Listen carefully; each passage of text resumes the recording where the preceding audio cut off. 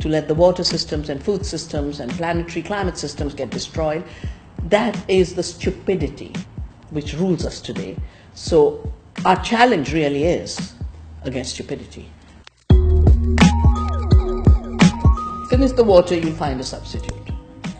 Finish the food, you'll find a substitute. But are there substitutes for the real things that make life work? No.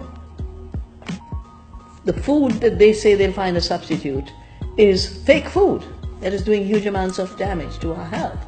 And in water anyway they can't create it, they can steal it. So the powerful go to poorer communities to divert more water. I don't think the planet will die. I think the earth is too powerful. She's lived through hotter times, colder times. She's lived with dinosaurs, without dinosaurs. She'll live with human beings, without human beings. We are dispensable. She'll find a way. We need to protect our home. Women were left to do the work that was considered not important. Going to war and killing was considered important. Making profits at the cost of others was considered important. That's where powerful men designed it, and they sucked in not powerful men to do their dirty job. Women were left to do the real things, provide the water, provide the food, take care of family. The values we need are the values of knowledge of how to live with nature. That's what women's knowledge is. We need knowledge of how to care. That's knowledge. It's called emotional intelligence now. We need knowledge of how to share.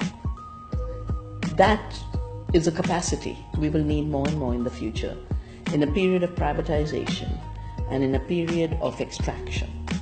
So women, with their caring and sharing, will be the teachers of how to be human in the future. We are living the final stages of a very deceitful system that has made everything that is very costly for the planet, costly for the producer, look cheap for the consumer. So very high cost production with GMOs and patents and royalties and fossil fuel is made to look like cheap food. Very costly production that kills the girls in Bangladesh in slave factories is made to look like cheap clothing. This is a fake cheap. In this period of the end of the world, how do we sow the seeds of a possible world? The first, every young person should recognize that working with their hands and their hearts and their minds, and they're interconnected, is the highest evolution of our species. Working with our hands is not a degradation. It's our real humanity. Start a garden. Create a playground in the way you grow food. Save seeds. Cook.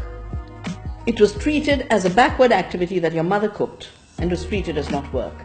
But she is the reason you are sustained. Start cooking classes. Get grandmothers to teach you how to cook.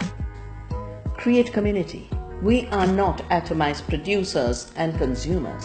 We are part of the earth family. We are part of a human family. We are part of a food community. Food connects us. Everything is food.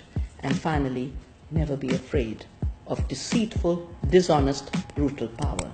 That is true freedom.